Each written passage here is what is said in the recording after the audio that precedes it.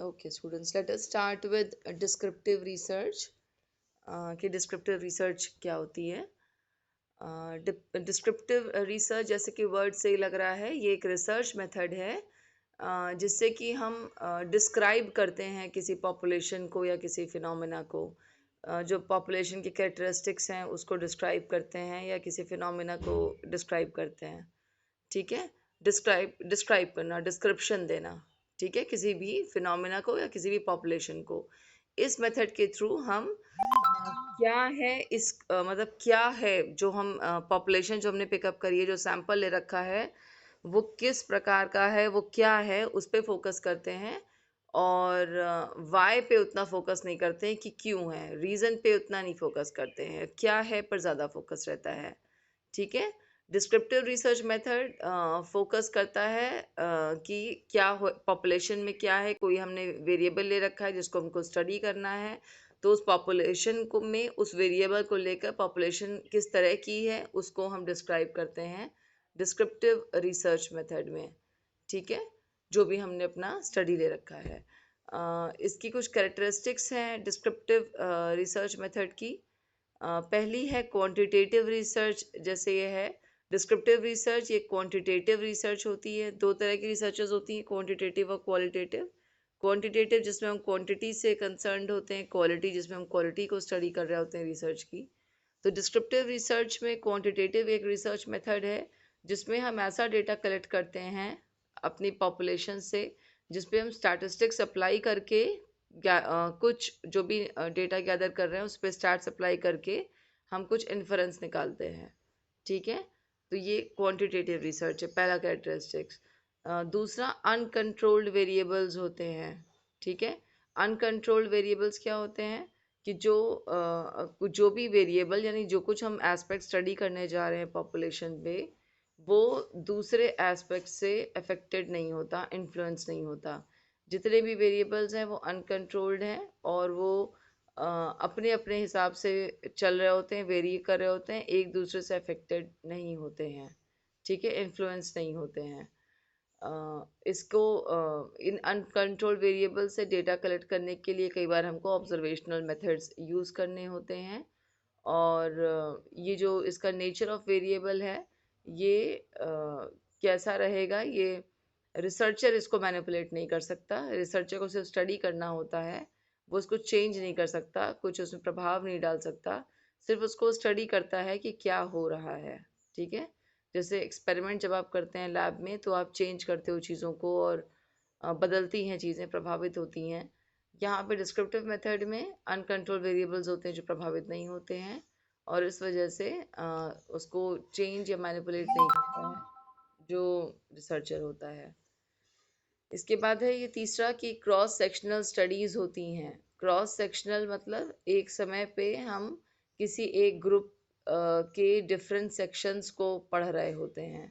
ठीक है।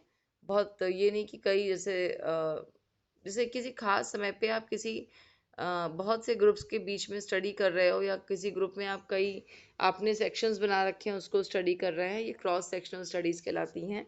Descriptive studies cross sectional studies ही होती हैं। ठीक है। और चौथा है कि ये बेसिस फॉर फर्दर रिसर्च होते हैं। जो भी डेटा कलेक्ट होता है। हाँ।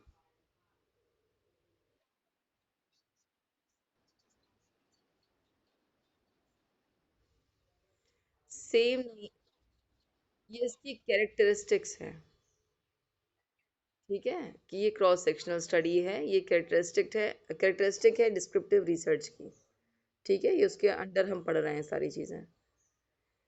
ओके, ये फिर बेसिस फॉर फर्दर रिसर्च होता है। जो रिसर्चर होते हैं वो जो डेटा कलेक्ट करते हैं और जो एनालिसिस करके जो रिजल्ट्स निकालते हैं, जो भी टेक्निक्स यूज़ करके, ये जो भी निकल कर आता है, डिस्क्राइब करते हैं पॉपुलेशन को हम, या जो भी हमारी स्टडी है उसको जो हम करते हैं वो हमारे फ्यूचर में कोई और करेगा उसको लेकर, तो उसको वो देख सकता है और उससे बेसिस बन जाता है फर्दर रिसर्चेस का।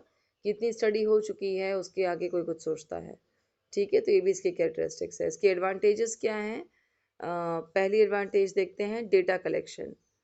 ठीक है। डेटा कलेक्शन में क्या है कि जैसे जो हम स्टडी करते हैं ये डिस्क्रिप्टिव, तो जो हम मेथड्स यूज़ करते हैं, जैसे ऑब्जर्वेशनल मेथड यूज़ करते हैं, ऑब्जर्व करते हैं किसी पॉपुलेशन को, ठीक है, जो भी हमने सैंपल निकाला है उसमें हमें कोई स्टडी करना है तो उसको हम ऑब्जर्व करके, देख कर, समझ के, ऑब्जर्वेशन के थ्रू, बहुत इंपॉर्टेंट टेक्निक है मेथड, ये बहुत इंपॉर्टेंट मेथड है डेटा कलेक्शन का, ऑब्जर्वेशन।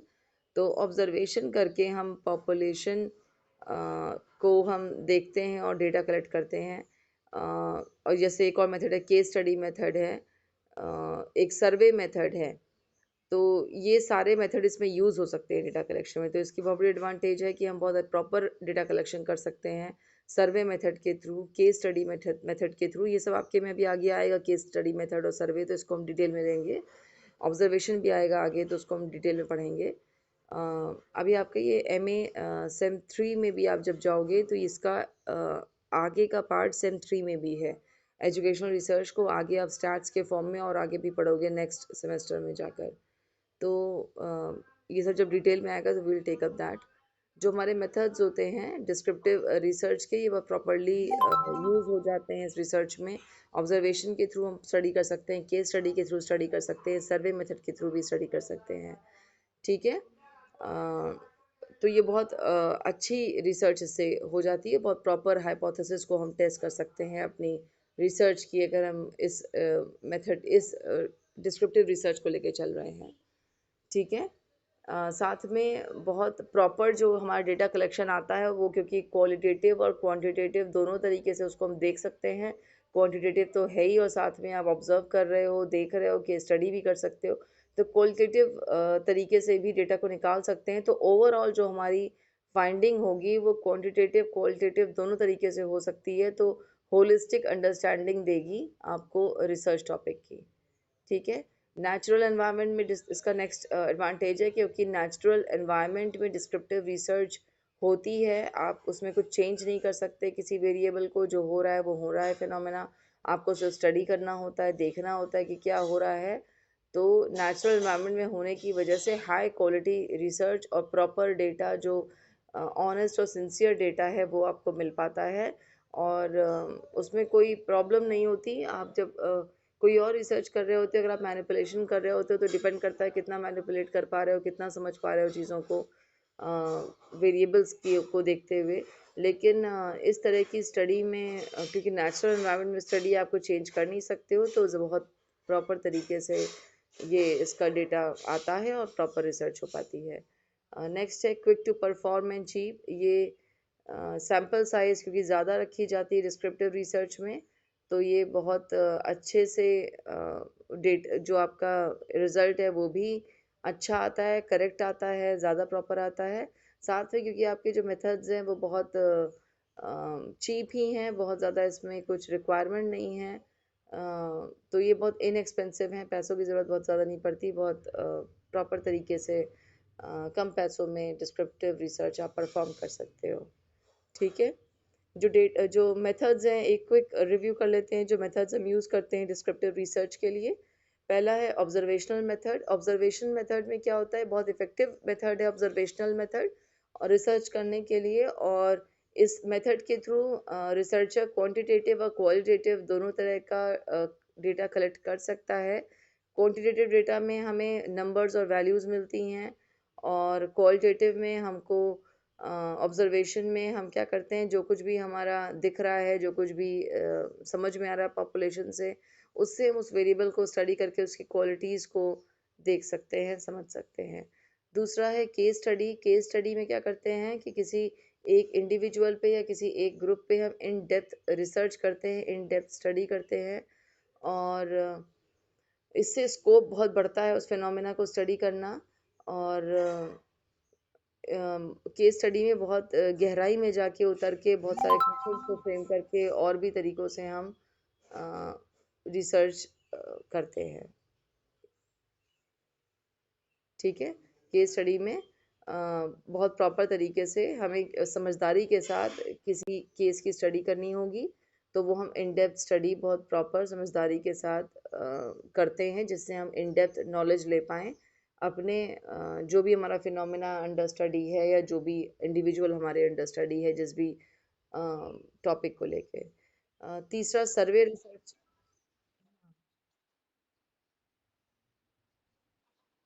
गुड मॉर्निंग सर्वेश, कहाँ थे तुम अभी तक? चलो सुनो, आगे सुन लो, पहले ही क्लास सुन लो जितनी अभी बची है। तीसरा है सर्वे रिसर्च होता है। सर्वे रिसर्च में क्या होता है कि हम सर्वे करते हैं कुछ क्वेश्चनर्स या पोल्स के थ्रू। जैसे आप सर्वे तो आप देखते रहते हो जो होते हैं ना, टेलीविजन में वॉच करते होगे, न्यूज़ चैनल पे भी सर्वे होते रहते हैं, फ़ोन के थ्रू भी सर्वे होते हैं, फील्ड में निकल के भी सर्वे होते हैं। तो सर्वे में हम कोई क्वेश्चनर बनाते हैं, कुछ क्वेश्चंस को फ्रेम करते हैं, वो डिस्ट्रीब्यूट कर देते हैं अपने सैंपल को, और वो पॉपुलेशन या सैंपल उन क्वेश्चंस को पढ़ के उसका आंसर करती है।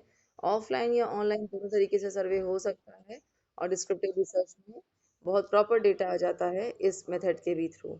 इनकी डिटेल्ड हम स्टडी करेंगे जब ये डिटेल में हमारे सामने, और अभी जब एज डिटेल हमें पढ़ाना होगा आगे के टॉपिक्स में इसको, तो एक एक करके we'll take up all these methods और ये सारी चीज़ें। अभी आपको क्विक हमने एक रिव्यू कर दिया है, क्योंकि अभी डिस्क्रिप्टिव रिसर्च में इनका मेंशन आया था, तो थोड़ा बहुत इनके बारे में जानना ज़रूरी है। एक एक करके इसको डिटेल में पढ़ा जाएगा अपनी कमिंग क्लासेस में। ठीक है? तो this is all about research, descriptive research.